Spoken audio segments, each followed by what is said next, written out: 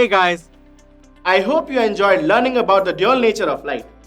We saw when light interacts with matter, it behaves like a particle, and when it propagates through a medium, it behaves like a wave.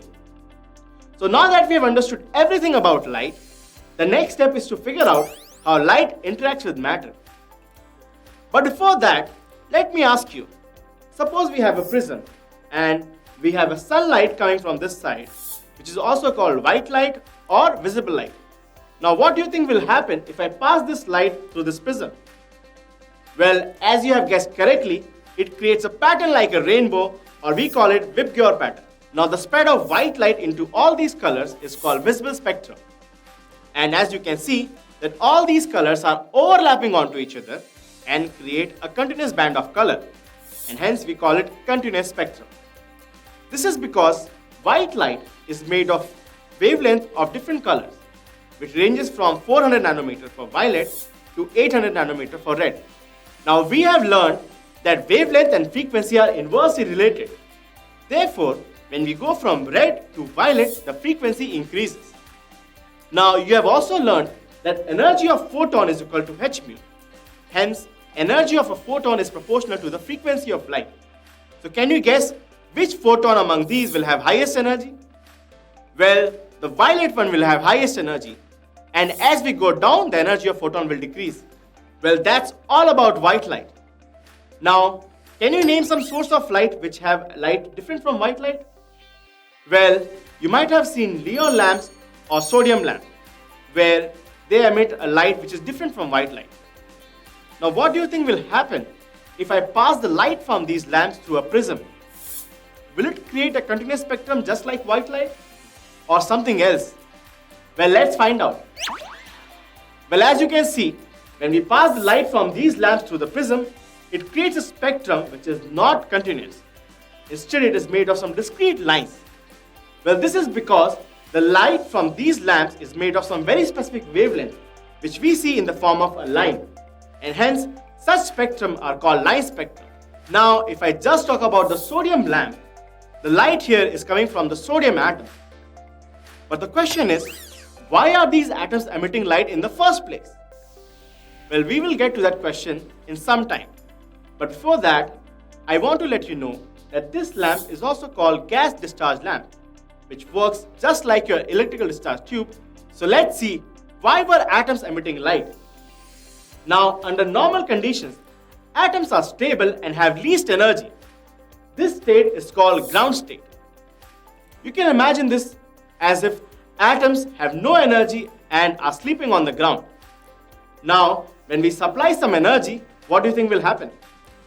Well, when we supply some energy in the form of heat or strong electrical force, they get excited. And this state is called excited state.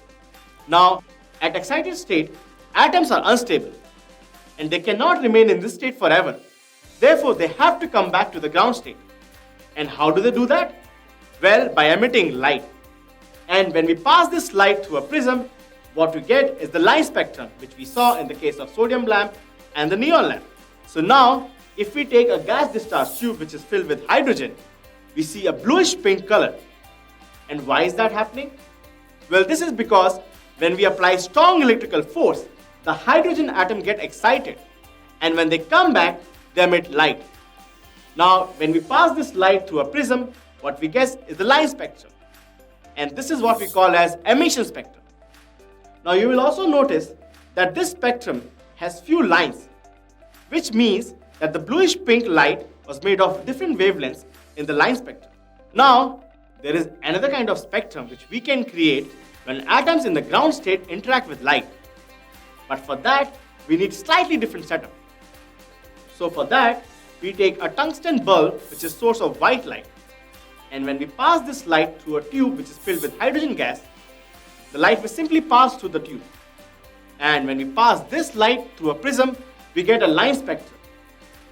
Now if you notice carefully, you will see some of the lines are missing. Well, what is the reason? Well, as you can see here, this spectrum is continuous. But if you notice carefully, you will see some of the lines are missing. Well, that is because when light interacts with hydrogen atoms, some of the light of particular wavelength are being absorbed by the hydrogen atom. And that's why these lines are missing. Now this spectrum is what we call as absorption spectrum. So now if we take the emission spectrum and the absorption spectrum and if we combine them, what do you think will happen? Well, when we combine them, you see we get a continuous spectrum which we see in the case of white light. Well, why is that? Well, this is because the lines which were missing in the absorption spectrum are the same lines which are appearing in the emission spectrum. Well, that's very strange. Can anyone even make sense of this? Well, there was one person who could make sense of these lines, and that was Balmer. When Balmer arranged these lines in the form of wave number, which is nothing but inverse of wavelength, he found that these lines follow a specific pattern. To explain this, he devised a formula which was 1 by lambda, which is wave number, is equal to 109677 centimeter inverse multiplied to 1 by 2 square minus 1 by n square, where n is an integer above 2, which could be 3, 4 and 5 and so on. And 109677 is a constant which has unit of wave number in centimeter inverse. Now, if you put all the values of n in this formula, we get these lines. And if we compare these lines with the lines in the emission spectrum of hydrogen, we see that Balmer's formula fits perfectly fine, which means that he was correct. Now, since Balmer was the first person who could find the pattern in these lines and even explain them using his formula, the spectral lines in the visible region are called Balmer Series. So this was all about the lines in the visible region, which we could easily see by our eyes. But what about the lines in the invisible region like UV and IR? Well, many scientists realized that there could be other lines in the invisible region. And one such person was Rydberg, who predicted all the lines of hydrogen spectrum in the visible and the invisible region as well. To predict these lines, he devised a formula similar to Balmer's formula, which was 1 by lambda is equal to 109677 centimeter inverse multiplied to 1 by n1 square minus 1 by n2 square, where n1 is an integer which could be 1, 2, 3, 4, 5 and so on, and n2 is any integer above n1. And the value 109677 is called Rydberg constant, which is denoted by RH. Now, if you put the values of n1 and n2 in this formula, we will see all the series of lines in the visible and the invisible region which are predicted by Rydberg. But to see the lines in the invisible region, we need some special devices which can detect light in these regions. And when scientists did that, they found 4 more series of lines which were named after the scientists who discovered them. And we can tabulate all these series of lines as shown here. Now the first series is the Lyman Series, which was found in the UV region. And we can easily find them using Rydberg equation by putting value of n1 is equal to 1 and value of n2 as 2, 3, 4 and so on. Now the next series is the Balmer Series, which was found in the visible region, where you know the value of n1 will be 2 and value of n2 will be 3, 4, 5 and so on. Now there are other 3 series which are found in the IR region, and the value of n1 for them will be 3, 4 and 5 respectively, and the value of n2 will be any integer above the n1. Well, that's a lot of lines for a simple atom like hydrogen. But do you know that the spectrum of hydrogen is the most simplest one? If you look at the visible spectrum for just heavier atoms like iron, oxygen or nitrogen, you will see lots of lines just in the visible region, which are way more difficult to decipher. Now interestingly, you will notice the lines of these atoms are not same, but in fact they are unique. So the question is, why are these atoms emitting lines of specific wavelength? Why is this spectrum not continuous as we saw in case of white light? Well, what if I tell you that the spectrum is connected to how electrons are arranged inside an atom? Well, we will learn all about that in the upcoming videos.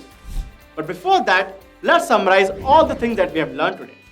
The spectrum produced by light coming from the excited atom is called emission spectrum. The spectrum produced when light interacts with atoms in the ground state is called absorption spectrum. To explain the hydrogen spectrum, Balmer was the first person to devise a formula which was 1 by lambda is equal to 109677 into 1 by 2 square minus 1 by n square. Building on Balmer's idea, Rydberg predicted many more lines in the hydrogen spectrum, for which he proposed a formula which is 1 by lambda is equal to 109677 into 1 by n1 square minus 1 by n2 square. After Balmer found the series of lines in the visible region, many more scientists found the lines in the invisible region, like Lyman Series, Paston Series, Brackett Series, and Pfund Series.